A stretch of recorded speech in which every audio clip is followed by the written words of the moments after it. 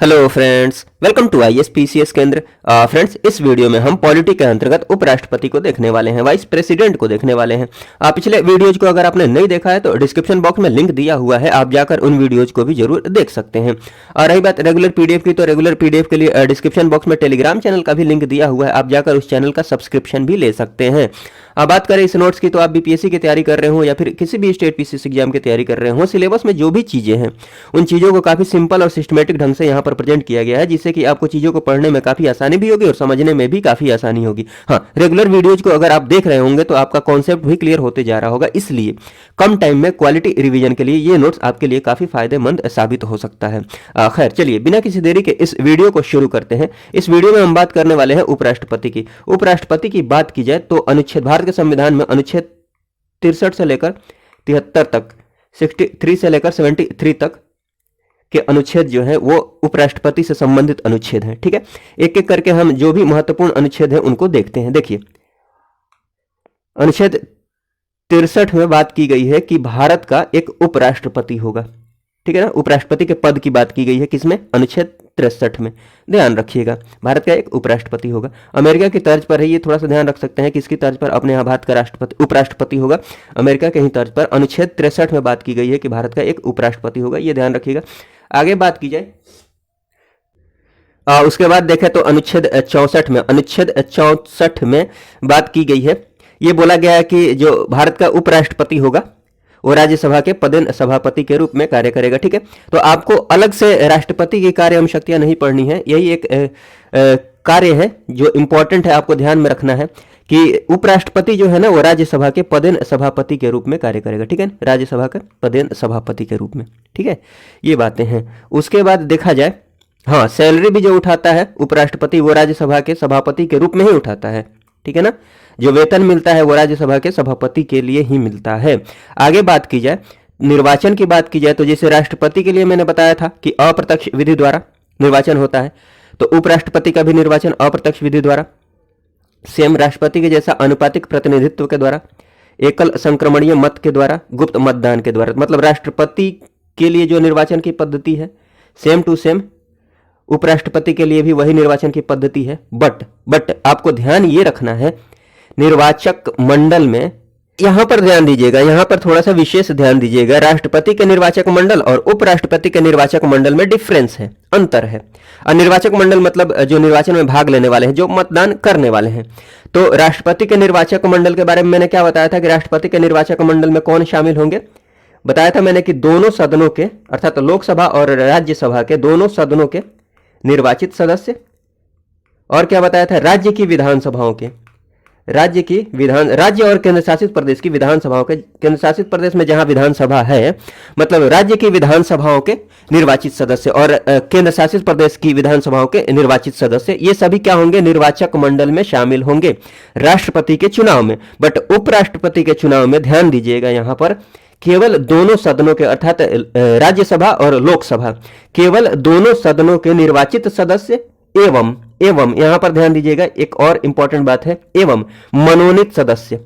राष्ट्रपति वाले में मनोनीत सदस्य भाग नहीं लेंगे निर्वाचन में, बट उपराष्ट्रपति वाले में मनोनीत सदस्य भी भाग लेंगे। सदन के दोनों सदनों की बात की गई है, यहां दोनों सदनों के निर्वाचित सदस्य, एक मिनट ध्यान से देखिएगा, दोनों सदनों के निर्वाचित सदस्य एवं मनोनीत सदस्य, इसमें विधानसभा के सदस्य भाग नहीं लेंगे। यहां पर मैंने काट दिया है, विधानसभा के सदस्य भाग नहीं लेंगे।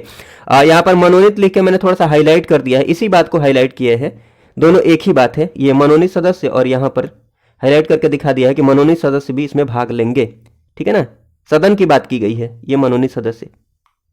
ठीक है, उसके बाद बात की जाए, ये क्लियर हो गई। योग्यता की बात करें तो मिलती जुलती योग्यता है, अनुच्छेद 66 में बात की गई है योग्यता की उपराष्ट्रपति के, भारत का नागरिक होना चाहिए।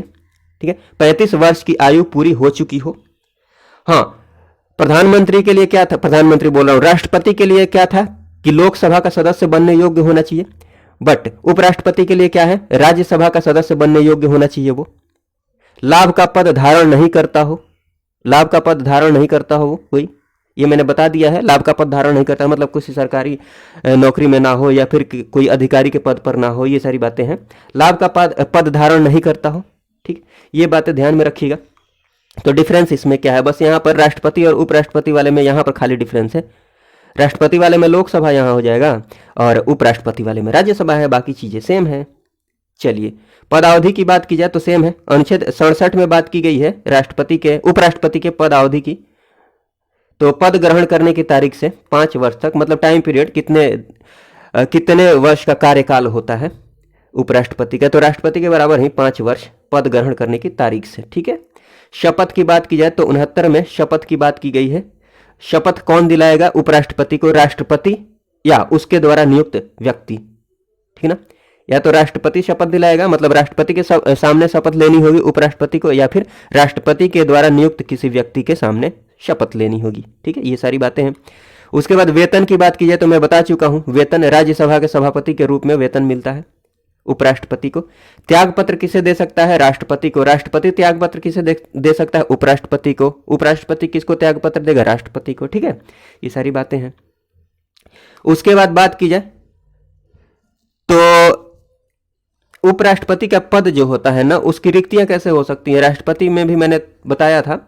देखिए, एक तो है कि उसका कार्यकाल समाप्त हो जाए, 5 वर्ष पूरा हो जाए तो पद की रिक्ति हो जाएगी। राष्ट्रपति बोल रहा हूँ, उपराष्ट्रपति के पद की रिक्ति हो जाएगी, मतलब पद खाली हो जाएगा। या फिर उपराष्ट्रपति अगर त्याग पत्र दे देता है तब भी पद की रिक्ति हो जाएगी। बर्खास्त किया जाता है तब भी रिक्ति हो जाएगी, या फिर मृत्यु हो जाती है तब भी रिक्ति हो जाएगी। ये सारी बातें हैं, थोड़ा सा ध्यान रखिएगा। एक बात ये भी ध्यान में रखिएगा, इस तरह से भी हटाया जा सकता है राष्ट्रपति को, जैसे महाभियोग के द्वारा राष्ट्रपति को हटाया जा सकता है ना, वैसे ही उपराष्ट्रपति को यहाँ पर राज्यसभा के तत्कालीन समस्त उस समय के जितने भी सदस्य हैं उनके बहुमत से पारित संकल्प द्वारा भी, ठीक है ना, लेकिन लोकसभा की सहमति होनी चाहिए, लोकसभा की भी सहमति होनी चाहिए। राज्यसभा के तत्कालीन समस्त सदस्यों के बहुमत से पारित संकल्प द्वारा भी उपराष्ट्रपति को हटाया जा सकता है। ठीक है ना, ध्यान दीजिएगा यहां पर। हाँ, लेकिन इसके लिए 14 दिन पूर्व सूचना देनी पड़ेगी। ये क्या बोलते हैं, यहां पर संकल्प लाने से पहले 14 दिन पूर्व सूचना देनी पड़ेगी। तो चलिए अभी इस वीडियो में बस इतना ही रहने देते हैं। ये तो आप देख चुके हैं कि राष्ट्रपति को ऐसे भी हटाया जा सकता है कि राष्ट्रपति के तत्कालीन समस्त सदस्यों के बहुमत से पारित संकल्प के द्वारा, लेकिन ये संकल्प लाने से पहले, ठीक है ना, 14 दिन पूर्व सूचना देनी पड़ेगी। हाँ, लोकसभा की सहमति भी इस पर होनी चाहिए। ये सारी चीजें आप देख चुके हैं। इस वीडियो में बस इतना ही रहने देते हैं। वीडियो देखने के लिए आपका बहुत बहुत धन्यवाद। जय हिंद, जय भारत।